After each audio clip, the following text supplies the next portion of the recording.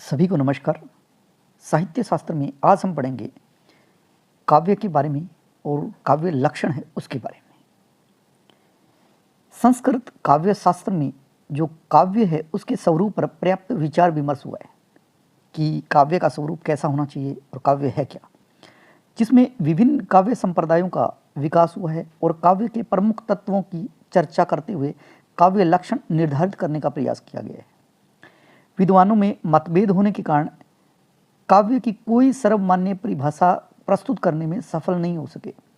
देखिए, हम जो पढ़ते हैं कि काव्य किसे कहते हैं, तो ये कहना चाहते हैं कि सभी जो आचार्य हैं उन सभी में के अपने अपने विचार है और काव्य की सर्वमान्य परिभाषा देने में वो सफल नहीं हो सके।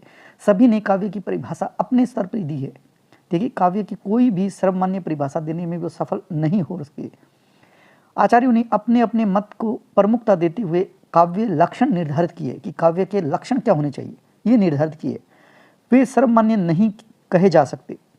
यही हम काल कर्मानुसार संस्कृत आचार्यों द्वारा दिए गए काव्य लक्षणों को प्रस्तुत करने के उपरांत हिंदी के प्रमुख आचार्यों द्वारा निर्दिष्ट काव्य लक्षणों को प्रस्तुत करेंगे।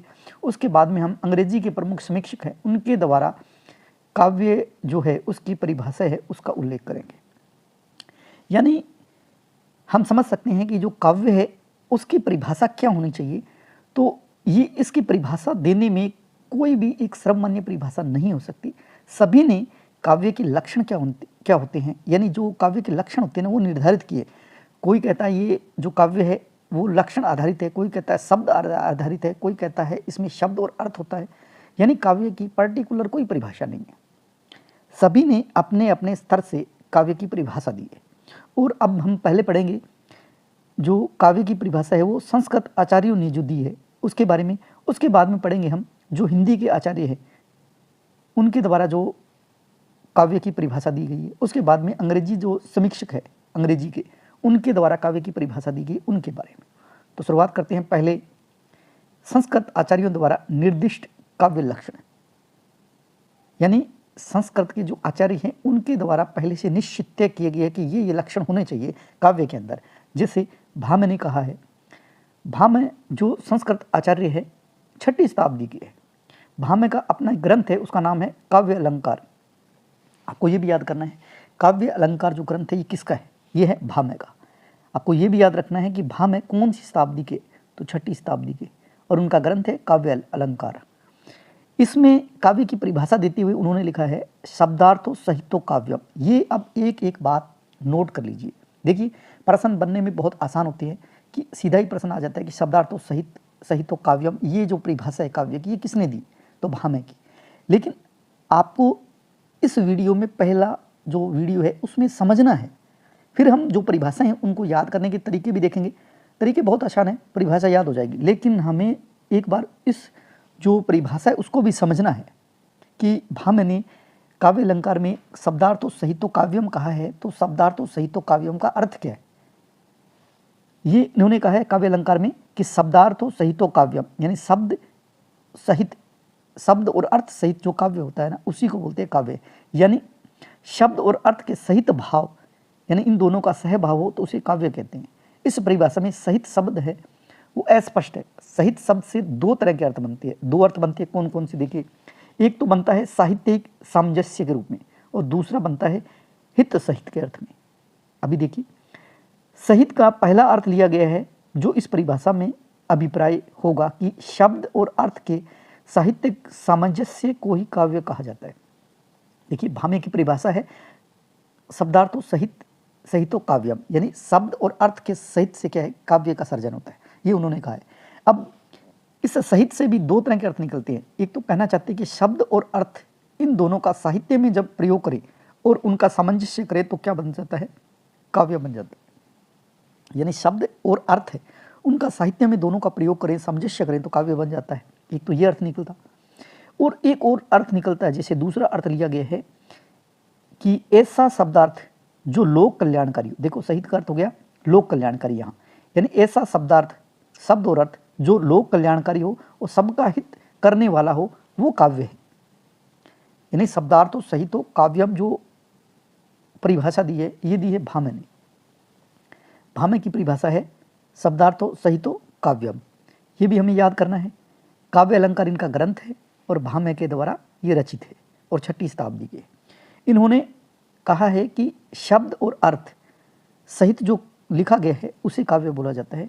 तो साहित्यिक अर्थ में इनका अर्थ हो गया, शब्द और अर्थ के साहित्यिक सामंजस्य को काव्य कहा जाता है। और हित सहित में अर्थ हो गया ऐसा शब्दार्थ जो लोक कल्याणकारी और सबका हित करने वाला हो, वो काव्य है। ये कहने वाले है भामह। अब देखिए और वो क्या कहना चाहते हैं। स्पष्ट है कि आचार्य भामह शब्द और अर्थ के सामंजस्य पर बल देते हैं, अर्थात कविता न तो शब्द चमत्कार है और न ही अर्थ का सौष्ठव है। उसमें सुंदर, कलात्मक और सरस शब्द प्रयुक्त होने चाहिए जो उचित भावपूर्ण हो, अर्थ को व्यक्त करने वाले हो। साथ ही कविता में प्रयुक्त शब्दार्थ लोक मंगल का विधायक भी होना चाहिए। भामह अलंकारवादी आचार्य। पहली बात तो ये अलंकार प्रकरण में वो लिखते हैं कि अर्थ मर्मज्ञों की अलंकृत वाणी विभूषित नारी के समान सुशोभित होती है। यानी हम कह सकते हैं कि जैसे कोई नारी है वो अलंकारों से सुशोभित है, यानी जिसने आभूषण पहन रखे हैं तो उसकी शोभा क्या अच्छी बढ़ जाती है। उसी तरह क्या है कि जो अलंकार है उसका काव्य में प्रयोग करते हैं तो जो काव्य है उसकी शोभा बढ़ जाती है। यानी अलंकार, अलंकार मतलब आभूषण भी होता है और अलंकार मतलब जो शब्द है जिसका चमत्कार हो काव्य में। तो इस तरह से अलंकार का अगर वो काव्य में प्रयोग करेंगे तो काव्य क्या है अच्छा बन जाएगा, सुंदर बन जाएगा। तो कहते हैं इससे यह ध्वनित होता है कि भामह अलंकृत शब्दार्थ को काव्य मानती है। यानी इस तरह से जो भामह है, भामह ने जो इसकी परिभाषा दी है काव्य की, तो वो कहते हैं कि काव्य के अंदर शब्दार्थों सहित काव्यम तो होना ही चाहिए, साथ में अलंकार भी होना चाहिए। जिससे अलंकार डालेंगे तो काव्य की शोभा बढ़ेगी। इसलिए इनका जो ग्रंथ है वो काव्य अलंकार है। ये अलंकारवादी आचार्य है। तो इन्होंने कहा है, ध्यान रखिए, भामह ने। अब बात करते हैं दंडी की, जो कि 7वीं शताब्दी के है आचार्य दंडी। आपको याद रखना है उनकी भी परिभाषा। अब दंडी की परिभाषा, इनका ग्रंथ है काव्य दर्श। देखिए द से दंडी और द से दर्श, इस तरह से याद हो जाएगा। निम्नलिखित परिभाषा दी है। ये परिभाषा है शरीर ताव दृष्टार्थ व्यवच्छावनी पदावली, व्यवच्छिन्ना पदावली। शरीर ताव दृष्टि दृष्टार्थ व्यवच्छिन्ना पदावली। यानी अब संस्कृत में लिखा हुआ है, हो सकता है आपको याद ना हो, तो आप ये याद करिए। जैसे किसी को दंड देते हैं तो क्या है, बुखार आ जाता है, ताव आ जाता है, ताव, शरीर का ताव चढ़ जाता है। ताव मतलब बुखार आना। दंड देते हैं तो शरीर ताव दिष्ठार्थ व्यवच्छिन्ना पदावली, तो याद रह जाएगा। एक तो है द से दंडी का काव्य दर्श, इनका जो ग्रंथ है वो काव्य दर्श, और जो इनकी परिभाषा है वो है शरीर ताव दिष्ठार्थ व्यवच्छिन्ना पदावली। तो इस तरह से याद हो जाएगा। ये कहना क्या चाहते हैं, देखिए इसका अर्थ है इष्ट अर्थ युक्त पदावली, तो अर्थात काव्य का शरीर मात्र है। यानी जो अच्छे शब्द का अर्थ देने वाले शब्द है तो वो क्या है, वो एक जो पद है उसका शरीर मात्र है। यानी इष्ट अर्थ से युक्त पदावली है, अर्थात काव्य का शरीर मात्र है वो। स्पष्ट है कि दंडी ने केवल शब्दार्थ को काव्य नहीं मानते। यानी वो कहते हैं कि जो शब्द लिखे हुए हैं वो काव्य नहीं है, शब्द को केवल हम काव्य नहीं मान सकते, क्योंकि उनके अनुसार शब्दार्थ तो काव्य का शरीर मात्र है। यानी काव्य का शरीर है एक शब्द और उसकी आत्मा नहीं है, उसका अर्थ निकलेगा तो आत्मा बनेगी। तो इन्होंने कहा है जो शब्द हम कह सकते हैं कि काव्य शब्द जो होता है उसका अर्थ देने वाला काव्य होता है, तो शब्द ही काव्य नहीं है। यानी शब्द है वो तो क्या है, एक शरीर है, शरीर मात्र है। अब आत्मा भी होनी चाहिए ना, तभी शरीर पूरा जीवित माना जाएगा। तो यानी उसमें अर्थ भी होना चाहिए। ये बात करें दंडी। और परिभाषा है काव्य दर्श में, इनका ग्रंथ है काव्य दर्श, उसमें परिभाषा दी है शरीर ताव दिष्ठार्थ व्यवच्छिन्ना पदावली। ये जो परिभाषा ये है दंडी की। दंडी अलंकारवादी आचार्य थे और अलंकार को काव्य की आत्मा मानते हैं। जिसकी व्यंजना उपयुक्त परिभाषा में उन्होंने कर दी। सार रूप से यह कहा जा सकता है कि दंडी के अनुसार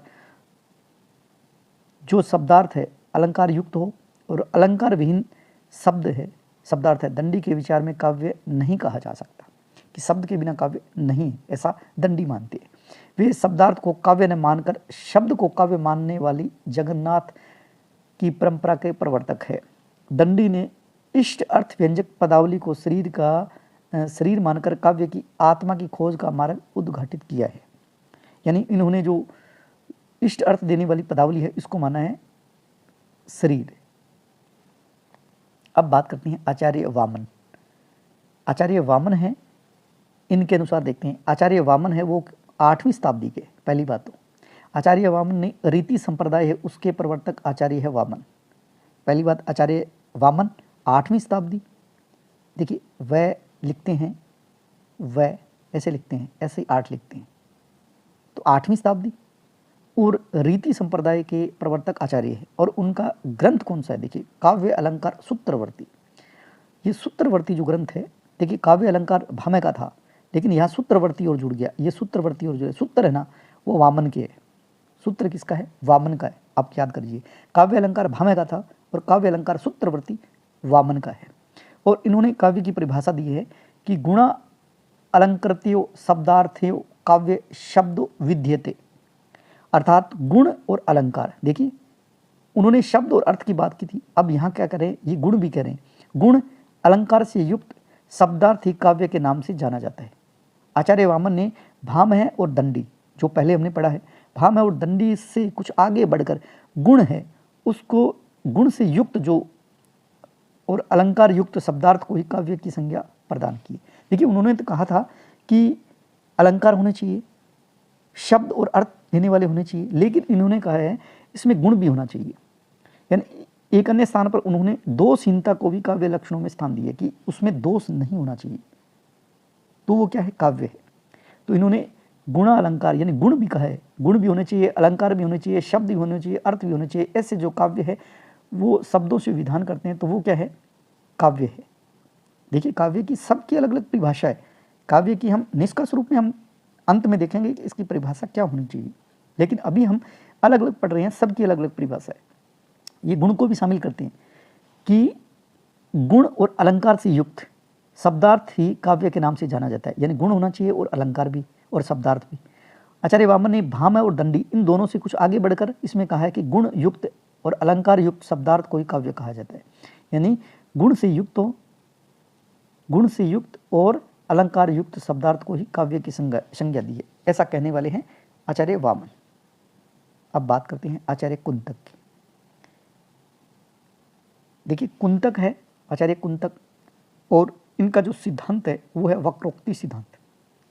याद करने के लिए जैसे कै है इसमें लिखा वक्रोक्ति, कुंतक वक्रोक्ति, वक्रोक्ति कैसे कुंतक कैसे क्रोक्ति, याद रह जाएगा आपको। देखिए शब्दार्थों सहित ये तो हमने पहले ही पढ़ा था भामे का, लेकिन इन्होंने कहा है वह वक्र। अब देखिए वक्र कैसे कुंतक कैसे कुंतक की परिभाषा, इस तरह से हमें एक एक शब्द है उनको पकड़ना होगा ताकि हम इस शब्द का अर्थ और जो किसने परिभाषा दी है उसको हम याद कर सकें। आचार्य कुंतक है, उनका जो संप्रदाय है वो है वक्रोक्ति संप्रदाय के प्रतिष्ठापक आचार्य है कुंतक। उन्होंने काव्य लक्षण है उसके लक्षणों के प्रकार बताइए कि लक्षण कैसे होने चाहिए। तो उन्होंने कहा है काव्य होता है ना उसमें शब्दार्थों सहितो वक्र व वक्र कवि व्यापार शालिनी बंधे व्यवस्थितो काव्य तय द्विधा ह्लादिकारिणी। देखिए अर्थात काव्य मर्मज्ञों को आनंद देने वाली, कैसी होनी चाहिए? आनंद देने वाली, रम्य कवि व्यापार से युक्त रचना और शब्द और अर्थ से मिलकर काव्य बनता है। यानी काव्य के मर्मज्ञों को, जो काव्य के जानकार है, उनको आनंद देने वाला होना चाहिए काव्य।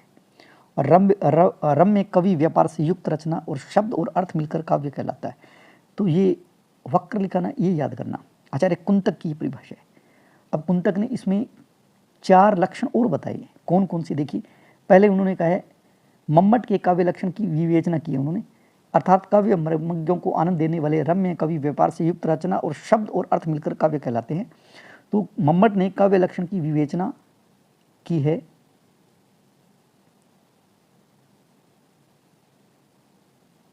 मम्मट ने कहा है कि काव्य लक्षण कैसे होने चाहिए, तो उन्होंने पहला शब्द लिया है एदोसु।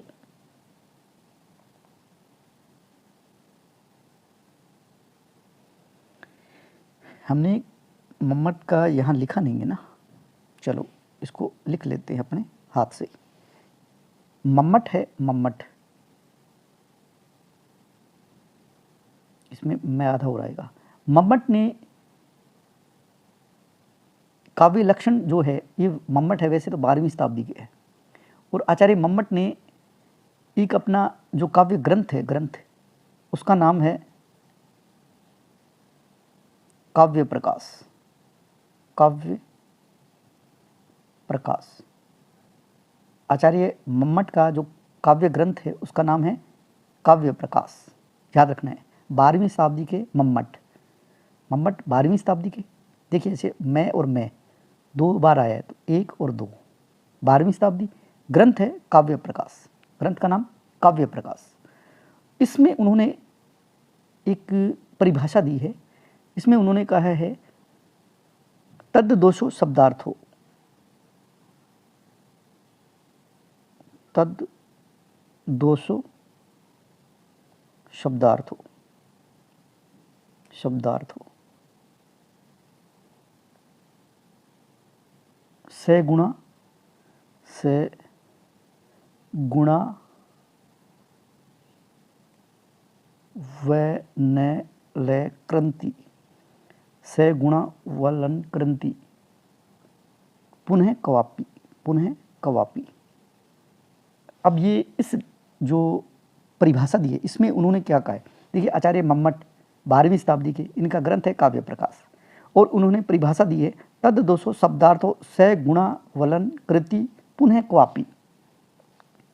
मतलब काव्य होता है वह जिसमें शब्द और अर्थ जो दोष से रहित हो, शब्द और अर्थ होता है उसमें दोष नहीं होना चाहिए, अदोष होना चाहिए, जिसमें दोष ना हो।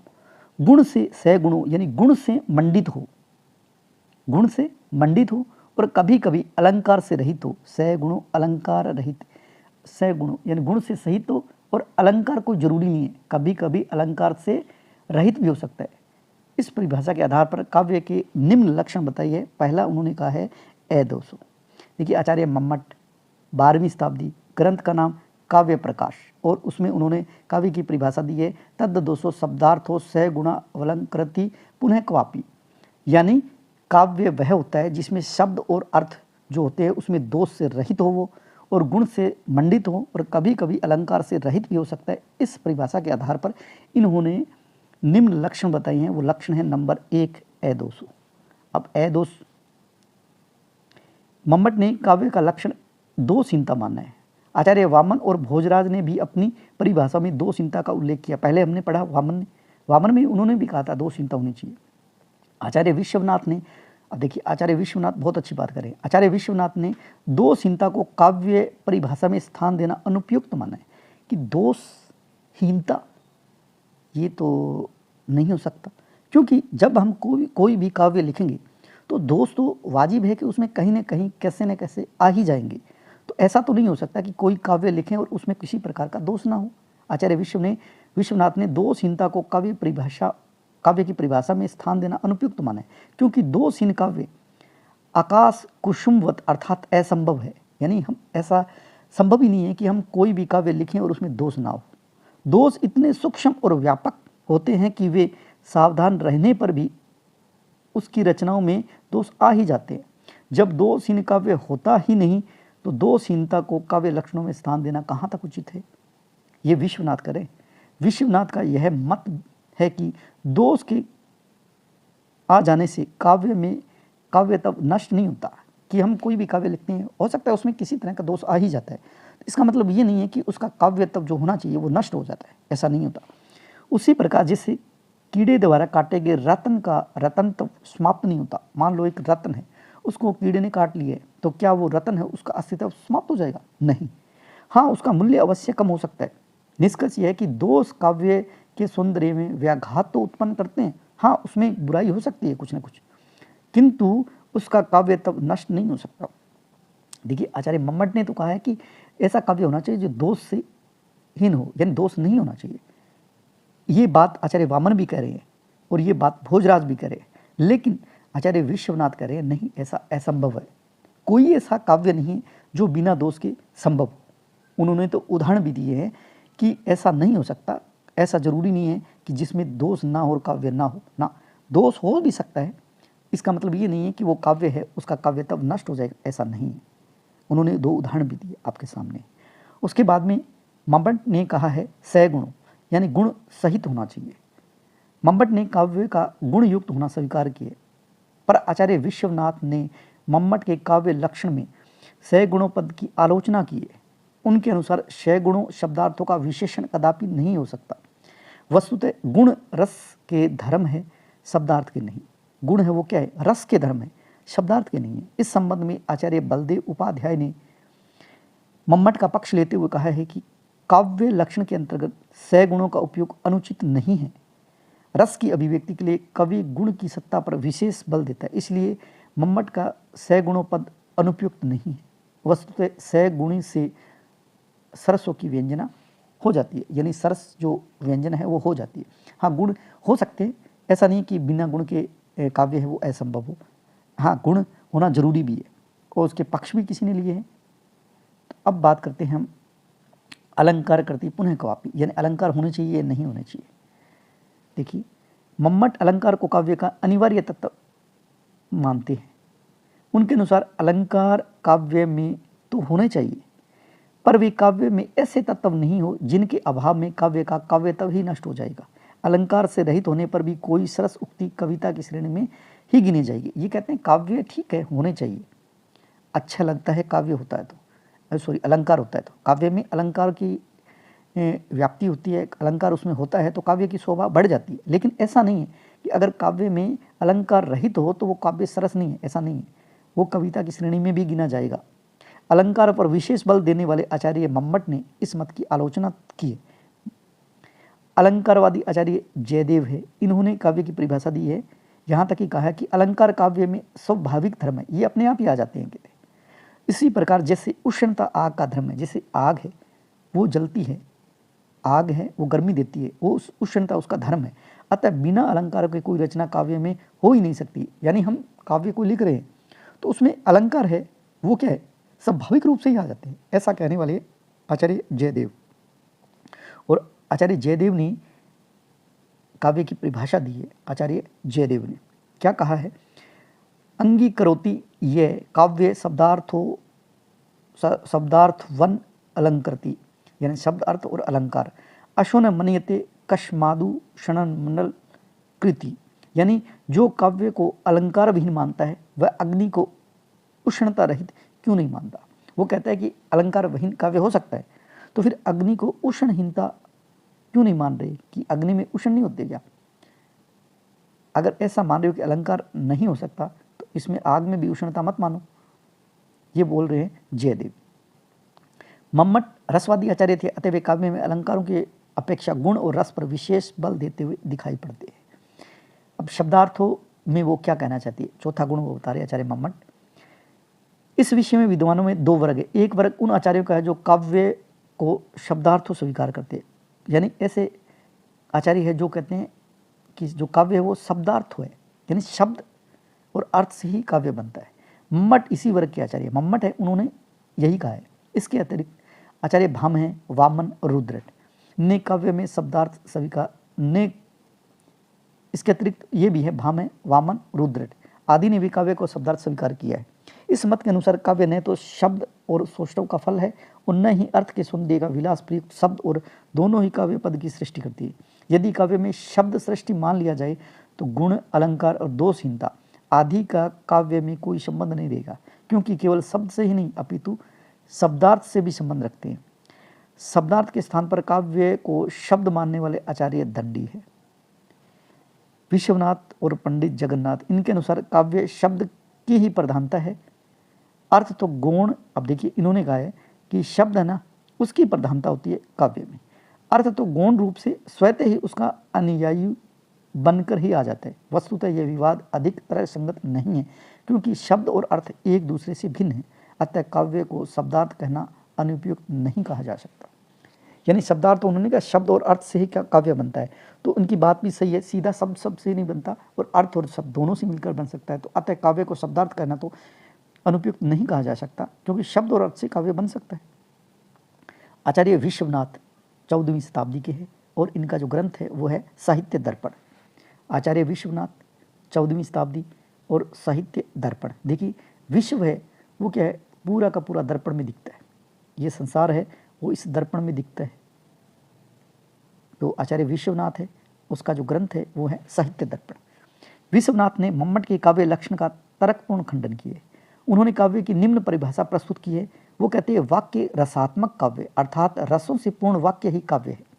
देखिए आचार्य विश्वनाथ कह रहे हैं विश्व में क्या है, रस ही रस पड़ा है, आप कहीं जाओ रस को ढूंढो, आनंद लो, यानी विश्व पूरा क्या है, आनंद में है, उसमें रस बहुत है, आप उस रस का आनंद लें। तो आचार्य विश्वनाथ उनका ग्रंथ है साहित्य दर्पण, ये रहा दर्पण, उसमें क्या है, पूरे संसार में रस ही रस है। तो वाक्य क्या है, रसात्मक काव्य अर्थात रस से परिपूर्ण वाक्य ही काव्य है, ऐसा कहने वाले आचार्य विश्वनाथ। आचार्य विश्वनाथ ने रस को ही काव्य का प्रमुख तत्व माना है, ये कह रहे हैं कि रस ही है, जिस काव्य में रस होता है वो काव्य बहुत सुंदर होता है। जबकि उनके पूर्ववर्ती आचार्य ने गुण संपन्नता और अलंकारिकता पर अधिक बल दिया। देखिए आचार्य विश्वनाथ ने तो रस वाला जो वाक्य है उसे काव्य माना है, वाक्य रसात्मक काव्य।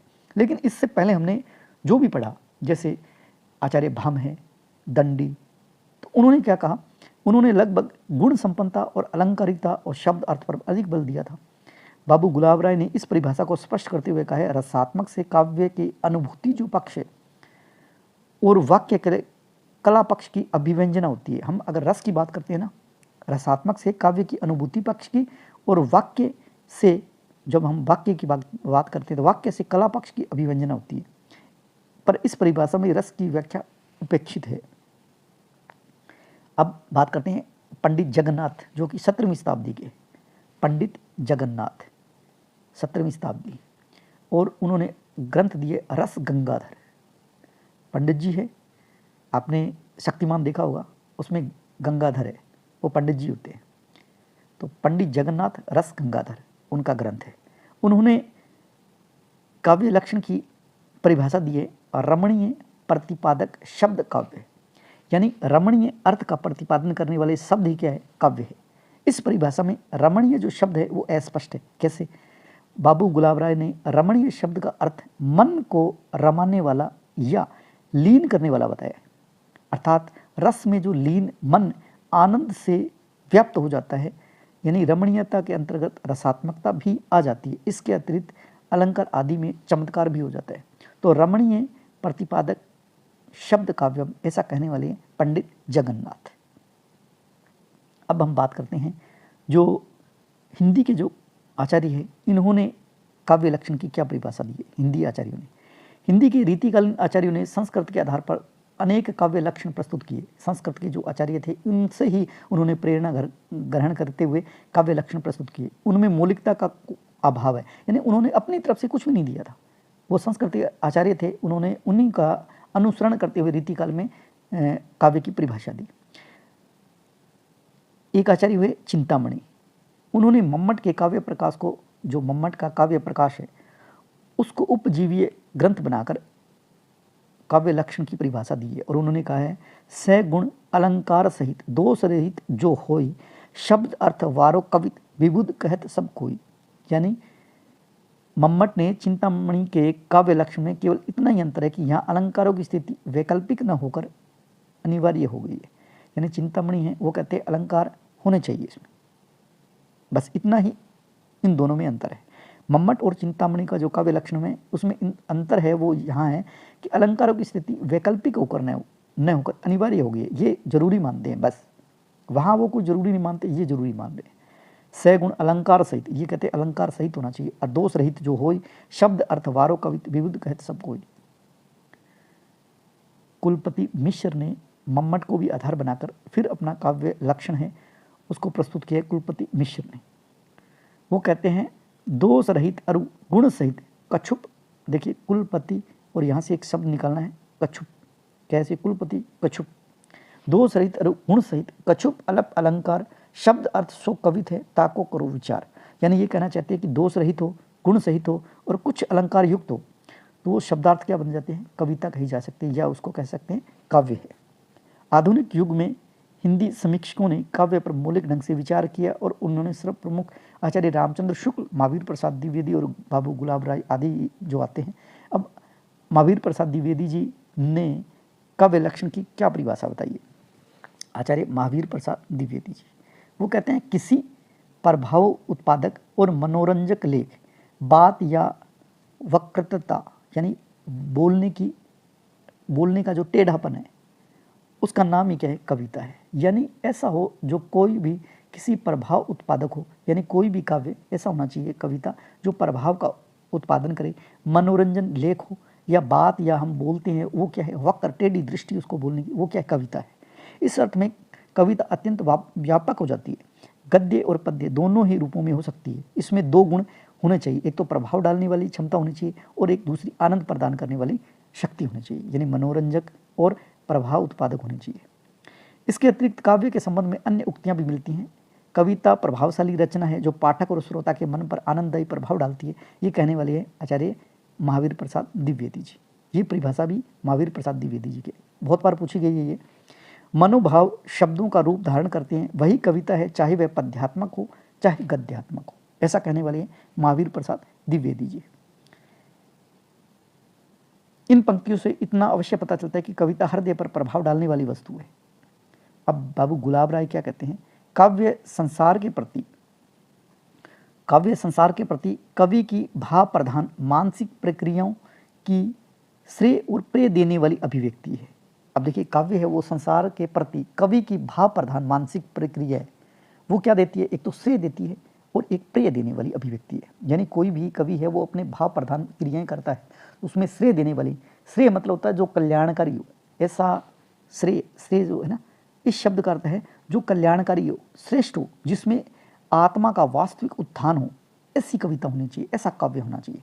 दूसरा ये कह रहे हैं प्रेय मतलब होता है जो शीघ्र प्रिय लगे, या हम कह सकते हैं सुंदर प्रतीत हो, जिसमें क्षणिक सुख या आनंद की प्राप्ति हो, उसे बोला जाता है प्रेय। इन दोनों में देखिए अंतर क्या है, श्रेय और प्रेय में।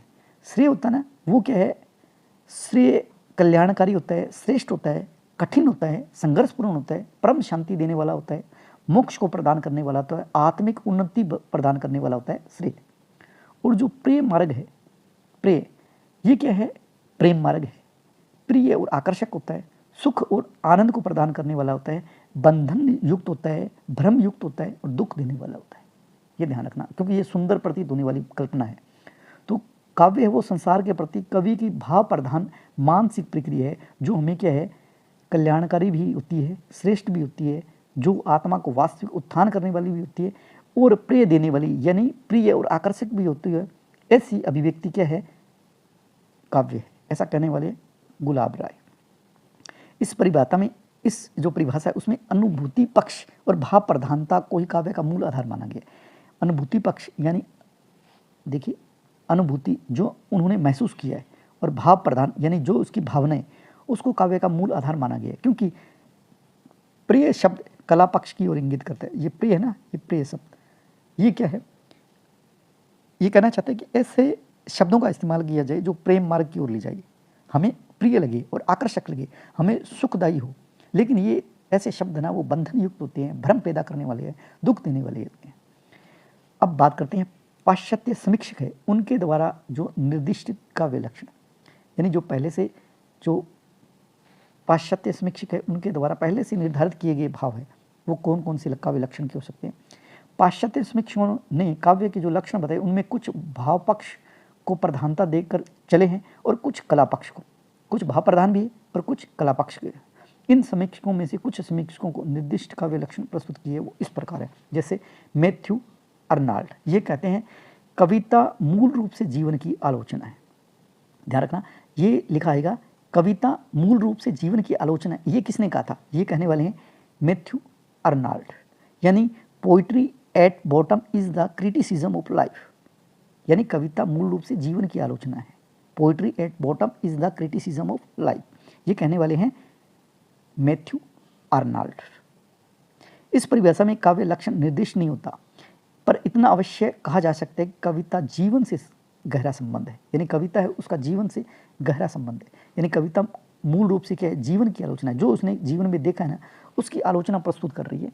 तो इसलिए ये कविता है वो जीवन से गहरा संबंध रखती है।